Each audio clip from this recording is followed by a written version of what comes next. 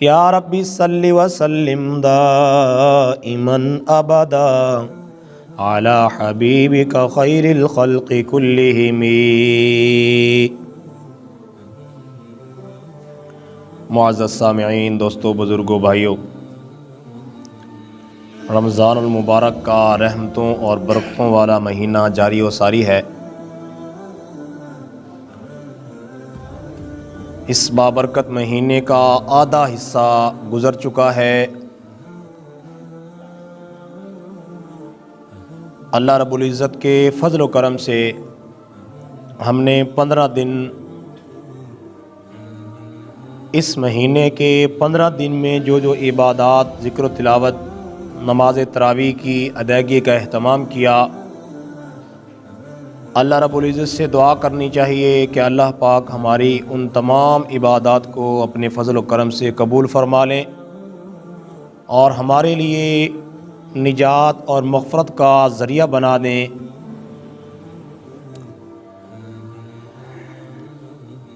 ہمیں اللہ پاک کا شکر بھی ادا کرنا چاہیے۔ جتنی اللہ کی توفیق سے ہم نے گزشتہ دنوں، اس بابرکت دنوں میں عبادات کی، ذکر و تلاوت، روزے رکھے، نماز تراویح کا اہتمام کیا، اللہ کی توفیق سے کیا، اللہ کی مہربانی سے کیا، اللہ کے فضل سے کیا۔ ہمیں اللہ کی اس مہربانی اور فضل پر اللہ کی ذات کا شکر ادا کرنا چاہیے۔ جتنا ہم سے عبادات ہو سکیں اس پر شکر ادا کیا جائے، اور جتنا ہم سے سستی ہو گئی، غفلت اور کوتاہی ہو گئی، غفلت کا شکار ہم رہے، سستی کا مظاہرہ ہم نے کیا، اس پر ہمیں توبہ استغفار کرنی چاہیے، معافی مانگنی چاہیے۔ آئندہ جتنے دن اس بابرکت مہینے کے باقی ہیں، ہمیں اس بات کا عزم کرنا چاہیے، ہمیں اس بات کا ارادہ کرنا چاہیے کہ ہم ان بقیہ دنوں کو قیمتی بنائیں گے، زیادہ سے زیادہ ذکر و تلاوت کریں گے، زیادہ سے زیادہ عبادات کو بجا لائیں گے، زیادہ سے زیادہ نمازوں، نوافل، تسبیحات، تہجد کی پابندی سے اس بقیہ رمضان کے دنوں کو قیمتی بنائیں گے اور اس کا عزم کریں گے۔ میرے بھائیوں، رمضان المبارک کا پہلا عشرہ گزر چکا، دوسرا عشرہ شروع ہے، وہ بھی ختم ہونے کے قریب ہے۔ اکثر حصہ دوسرے عشرے کا بھی گزر چکا ہے۔ آپ حضرات کے علم میں ہے کہ اس بابرکت مہینے کا جو آخری عشرہ ہے وہ بنسبت پہلے دو عشروں کے زیادہ قیمتی سمجھا جاتا ہے۔ اس عشرے میں عبادات، ذکر و تلاوت زیادہ اہتمام سے ادا کی جاتی ہیں بنسبت دوسرے عشروں کے۔ اس کی بنیادی وجہ یہ ہے کہ اس آخری عشرے میں چند اعمال ہیں جو شروع والے عشروں میں نہیں ہوا کرتے، جو آخری عشرے کی فضیلت اور زیادہ خیر و برکت کی وجہ ہو سکتے ہیں۔ ایک وجہ تو یہ ہے کہ آخری عشرے میں ایک عمل جو سنت عمل ہے، اعتکاف والا عمل، ایمان والے اعتکاف والے عمل کی پابندی کرتے ہیں، اعتکاف بیٹھتے ہیں، اعتکاف کرتے ہیں، اس لیے کرتے ہیں کہ اللہ کے محبوب پیغمبر نبی آخر الزمان محمد مصطفیٰ احمد مجتبیٰ صلی اللہ علیہ وسلم رمضان المبارک کے آخری عشرے میں اعتکاف والا عمل فرمایا کرتے تھے۔ صحابہ کو، اپنی امت کو اس بات کی تعلیم فرماتے تھے کہ اس آخری عشرے میں اعتکاف کیا جائے۔ اللہ کے محبوب محمد مصطفیٰ احمد مجتبیٰ صلی اللہ علیہ وسلم نے اعتکاف والے مبارک عمل کے فضائل بھی اپنی امت کو بتائے ہیں۔ اللہ کے محبوب صلی اللہ علیہ وسلم نے ارشاد فرمایا کہ جس شخص نے ایمان کے ساتھ، نیک نیتی کے ساتھ اعتکاف والے عمل کا اہتمام کیا، اللہ پاک اس کے گزشتہ تمام گناہوں کو اس بابرکت عمل کی وجہ سے معاف فرما دیتے ہیں۔ اور میرے بھائیوں، اس عمل کی فضیلت اس سے بڑھ کے اور کیا ہوگی کہ اللہ کے محبوب پیغمبر صلی اللہ علیہ وسلم نے خود اس عمل کی پابندی فرمائی ہے، خود اس عمل کا اہتمام فرمایا ہے، صحابہ کو، امت کو اس کی پابندی کی تلقین فرمائی ہے۔ روایات میں آتا ہے کہ اللہ کے پیغمبر حضرت محمد رسول اللہ صلی اللہ علیہ وسلم جب مکہ سے مدینہ کی طرف ہجرت فرما کر تشریف لائے تو آقا محبوب صلی اللہ علیہ وسلم ہر سال رمضان مبارک کے آخری عشرے میں اعتکاف کا اہتمام فرماتے تھے۔ روایات میں آتا ہے، حضرت عبداللہ بن عباس رضی اللہ عنہما کی روایت ہے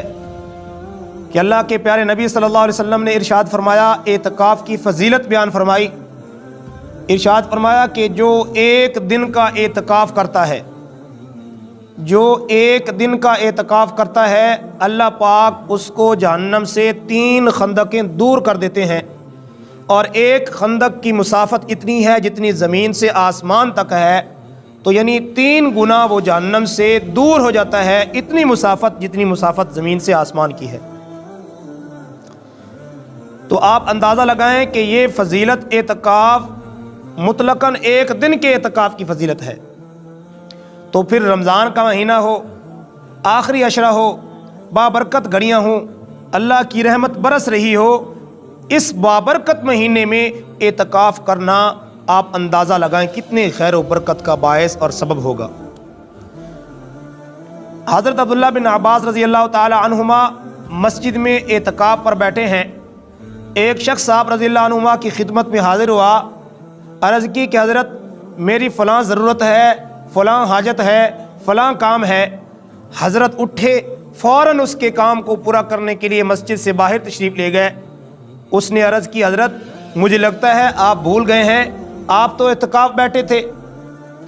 آپ تو اعتکاف پر بیٹھے تھے، مجھے لگ رہا ہے کہ آپ اپنے اعتکاف والے عمل کو بھول گئے ہیں، جس کی وجہ سے آپ نے اعتکاف کو چھوڑ کے مسجد سے باہر نکل آئے ہیں، کیونکہ اعتکاف والا تو مسجد کی حدود سے باہر نکل نہیں سکتا۔ تو آپ نے فرمایا کہ مجھے اچھی طرح یاد ہے، اعتکاف پر میں بیٹھا ہوں، مسجد نبوی کے اندر تھے، اللہ کے محبوب پیغمبر صلی اللہ علیہ وسلم کے مبارک روزے کی طرف اشارہ کر کے فرمایا کہ میں نے اس روزے میں آرام کرنے والے عظیم ہستی حضرت محمد مصطفیٰ احمد مجتبیٰ صلی اللہ علیہ وسلم کو یہ فرماتے ہوئے میں نے سنا تھا۔ اللہ کے محبوب صلی اللہ علیہ وسلم نے اپنی نبوت والی زبان سے یہ ارشاد فرمایا تھا کہ جو کوئی مسلمان اپنے مسلمان بھائی کی حاجت اور ضرورت کے لیے صرف چلت پھرت کرتا ہے، اللہ رب العزت اس کو 10 سال قبول اعتکاف کا اجر و ثواب عطا فرماتے ہیں۔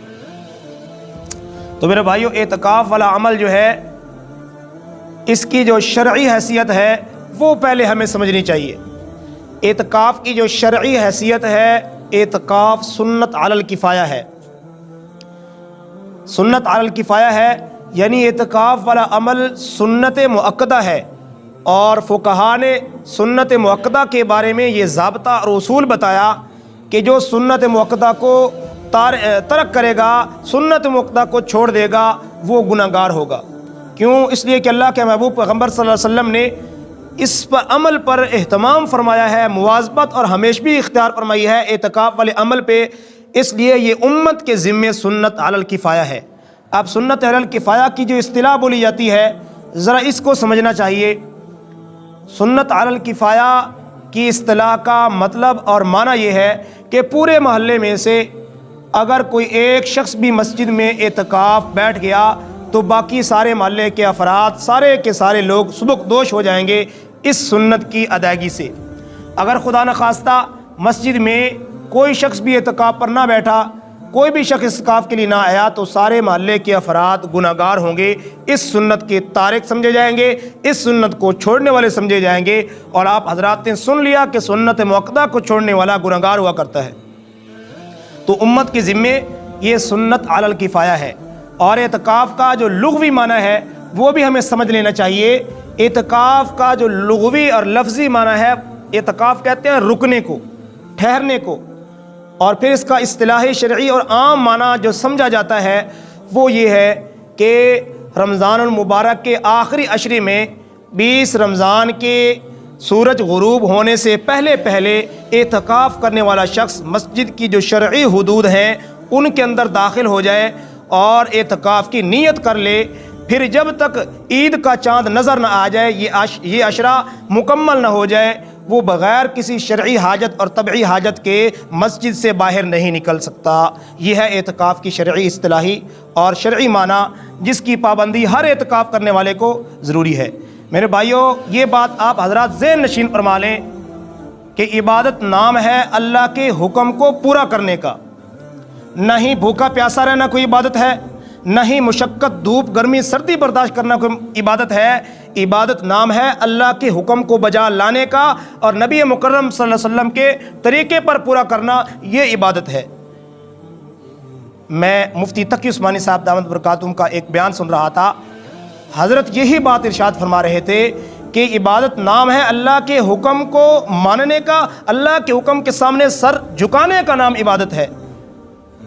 جیسے حضرت نے مثال بیان فرمائی کہ انسان سارا دن بھوک پیاس برداشت کرتا ہے، بھوکا پیاسا رہتا ہے، کھانے پینے کی اس کو اجازت نہیں ہوتی، لیکن جب افطاری کا وقت ہوتا ہے اللہ کے محبوب صلی اللہ علیہ وسلم کی یہ تعلیم ہے امت کو کہ میری امت اس وقت تک خیر اور بھلائی پر رہے گی جب افطار میں جلدی کرے گی.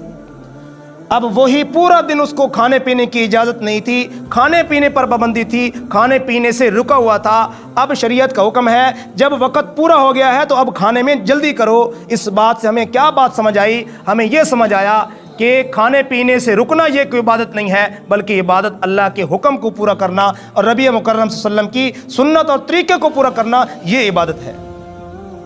اگر اللہ کے حکم کو پورا نہ کر سکے، نبی کریم صلی اللہ علیہ وسلم کے طریقوں کو ملحوظ خاطر نہ رکھا، سنت کا اہتمام نہ کر سکے، تو وہ پھر بھوکا پیاسا رہنا صرف بھوک پیاسی ہے. اس پر کوئی اجر نہیں ملے گا، اس پر کوئی ثواب نہیں ملے گا، اس پر اللہ کی رضا نہیں ملے گی، اللہ کی مغفرت نہیں ملے گی. مغفرت اور رضا، اللہ کی اجر و ثواب، اللہ کی خوشنودی تب ملے گی جب اللہ کا حکم سمجھ کے کریں گے اور نبی کریم صلی اللہ علیہ وسلم کی تعلیمات کو اپناتے ہوئے نیک عمل کریں گے تو تب وہ ہمارا عمل عبادت شمار ہوگا. اب اعتکاف کے حوالے سے چند باتیں جن کو مذاکرے کے طور پہ آپ حضرات کی خدمت میں عرض کرنی ہے تاکہ جن حضرات کو اللہ پاک اس بابرکت عمل کو بجا لانے کی توفیق دیں وہ اس پورے آداب کی رعایت رکھتے ہوئے اس کام کو سر انجام دے تاکہ اس کا یہ وقت مسجد میں گزارنا، اعتکاف کرنا اس کے لیے باعث اجر بن جائے، اس کے لیے قیمتی وقت بن جائے، مغفرت اور بخشش کا سبب بن جائے. میرے بھائیوں اعتکاف کہتے ہیں مسجد کی حدود میں پابند رہنے کا. مسجد کی حدود میں پابند رہنے کو اعتکاف کہا جاتا ہے اور اس کے لیے بغیر شرعی ضرورت اور بغیر طبعی حاجت کے مسجد سے باہر نہیں جا سکتا. اب یہ بات سمجھ لیں، یعنی وہ کام جن کے بغیر کوئی چارہ کار نہیں ہے، مثلا قضاء حاجت ہے، وضو ہے، استنجا ہے اور فرض غسل ہے، ان کے بغیر انسان کا چارہ کار نہیں ہے. تو یہ وہ کام ہے جن کی اجازت ہے اعتکاف کرنے والے کو کہ وہ وضو کے لیے جا سکتا ہے، بیت الخلاء میں قضاء حاجت کے لیے جا سکتا ہے، غسل کی اگر ضرورت ہے، غسل ضروری ہے تو جسم کو پاک کرنے کے لیے مسجد سے باہر جا سکتا ہے. ان کے علاوہ جتنے بھی اس کے کام ہوں گے اگر وہ کرنے کے لیے مسجد سے باہر جائے گا تو اس کا اعتکاف ٹوٹ جائے گا. اس لیے جو بھی اعتکاف بیٹھنے والے ساتھی حضرات ہیں ان کے لیے یہ مسئلہ ذہن میں رکھنا ضروری ہے کہ جب اپنی یہ شرعی حاجت پورا کرنے کے لیے، وضو کے لیے، استنجا کے لیے، قضاء حاجت کے لیے مسجد سے باہر جائیں تو پھر اگر اعتکاف والا شخص اپنی اس حاجت کو پورا کرنے کے لیے گیا اور تھوڑی دیر وہاں وضو خانے پہ وہ رک گیا، اس کی ضرورت نہیں تھی، حاجت نہیں تھی، بغیر شرعی حاجت کے وہاں رک گیا، رک کے اس نے گپ شپ لگا لی تو اس کا اعتکاف ضائع ہو جائے گا، ٹوٹ جائے گا. تو اس بات کا خیال رکھا جائے. اسی طرح جو ساتھی اعتکاف بیٹھے ہیں ان کے لیے ضروری ہے کہ مسجد میں جو ہے جو آداب مسجد کے آداب ہیں ان کی رعایت رکھتے ہوئے اس وقت کو قیمتی بنا لیں. دیکھو میرے بھائی، ہم نے دنیا کے سارے کام چھوڑ کے اللہ کے در پہ آ گئے ہیں تو گویا یعنی مسجد میں اعتکاف کرنا ایسے ہے گویا جیسے کسی کے بندہ در پہ پڑ جاتا ہے نا کہ ضد کرتا ہے کہ میں نے فلاں چیز لینی ہے، تو بندہ جب اعتکاف پہ بیٹھتا ہے تو گویا اللہ کے در پہ پڑ گیا ہے اور اللہ کے دربار میں گزارش گویا کر رہا ہے کہ اللہ اب تو میں تیرے در پہ پڑا ہوں، بخشش اور مغفرت کا پروانہ لے کے یہاں سے نکلوں گا.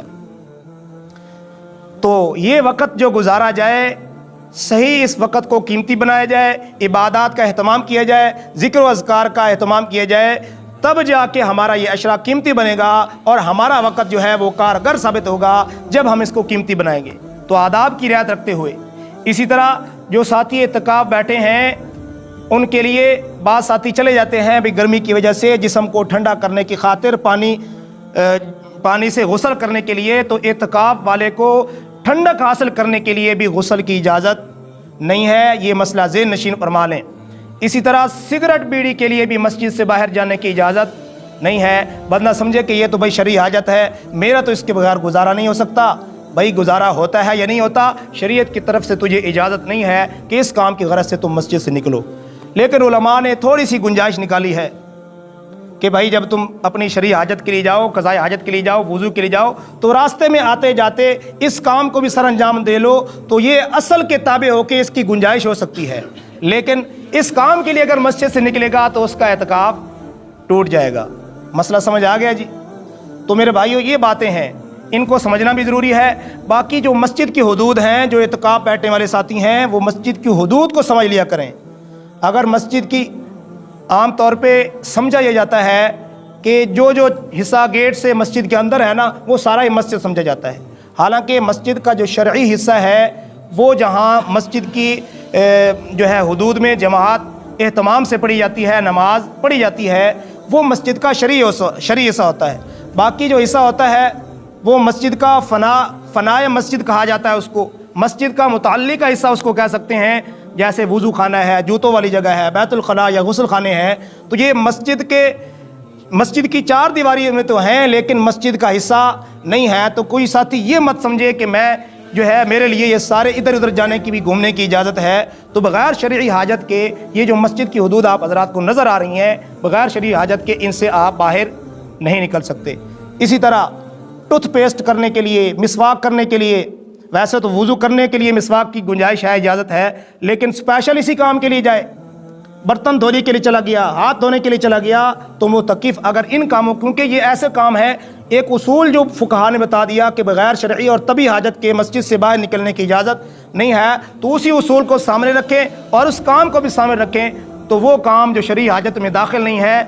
جس کے بغیر گزارا ہو سکتا ہے، اگر وہ کریں گے تو پھر کیا ہوگا؟ اعتکاف ٹوٹ جائے گا۔ ان باتوں کا خیال کرتے ہوئے، ان آداب کی رعایت رکھتے ہوئے، ان باتوں کا اہتمام کرتے ہوئے اگر ہم اپنا اعتکاف علی عمل پورا کریں گے تو اس پر ہمیں اللہ کی جانب سے قبولیت بھی ملے گی، اجر و ثواب بھی ملے گا۔ اور ایک اور بات بھی ذہن نشین فرما لیں کہ اعتکاف کا جو مقصد ہوتا ہے وہ لیلۃ القدر کی تلاش ہے۔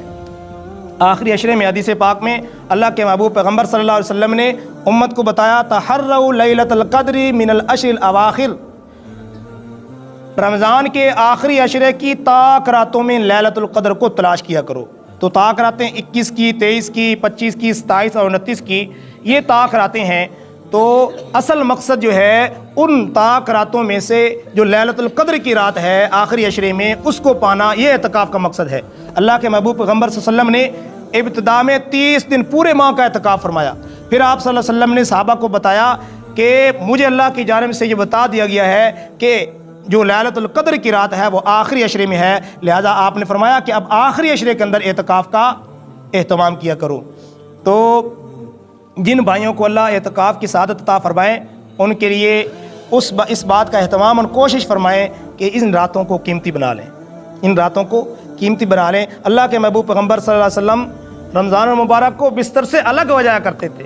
حالانکہ اللہ کے نبی صلی اللہ علیہ وسلم جن کی وجہ سے اس کائنات کو اللہ پاک نے سجایا ہے، وجہ کائنات اللہ کے حبیب صلی اللہ علیہ وسلم کی ہستی ہیں اور بخشے بخشائے ہیں، اللہ کی جانب سے بخشش کے اعلان ہے، جنت جن کے لیے سجائی، دنیا یہ رونقیں جن کے لیے سجائی ہیں، ان کا اہتمام ہے۔ ہم تو ان کی گناہگار امتی ہیں، ہمیں تو اور اہتمام سے اللہ کے محبوب پیغمبر صلی اللہ علیہ وسلم کی اس سنت کو اپنانا چاہیے۔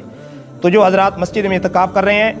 ان کے لیے آداب کی رعایت رکھتے ہوئے اور کوشش فرمائیں کہ موبائل ساتھ نہ لائیں۔ بھائی جب اللہ کے حوالے کر دیا نا تو بالکل اللہ کے حوالے ہو جائیں۔ یہ کیسا ہوا کہ بھائی ادھر ادھر بھی رابطے ہیں اور پھر اللہ سے بھی رابطہ رکھا جائے؟ جب مسجد میں اعتکاف کے لیے آئیں تو پھر اسی ایک کے ہو کر رہیں، موبائل کا استعمال نہ کریں، اور پھر جو ہے یکسوئی کے ساتھ جو ہے اللہ کی عبادت کریں، عبادات، ذکر و تسبیحات، نمازوں، تراویحوں کا، تہجد کا اور جتنے نفلی عبادات ہیں ان کا اہتمام کریں۔ اللہ رب العزت سے دعا ہے اللہ پاک ہم سب کو اس بابرکت مہینے کی رونقیں، برکتیں، رحمتیں جو اللہ کی جانب سے برس رہی ہیں ان کو سمیٹنے کی، اور اس مہینے کے جو بقیہ دن ہیں اللہ پاک ہمیں ان کی قدر کی توفیق عطا فرمائے۔ وآخر دعوانا الحمدللہ رب العالمین۔ تمام حضرات سنتیں ادا فرما لیں۔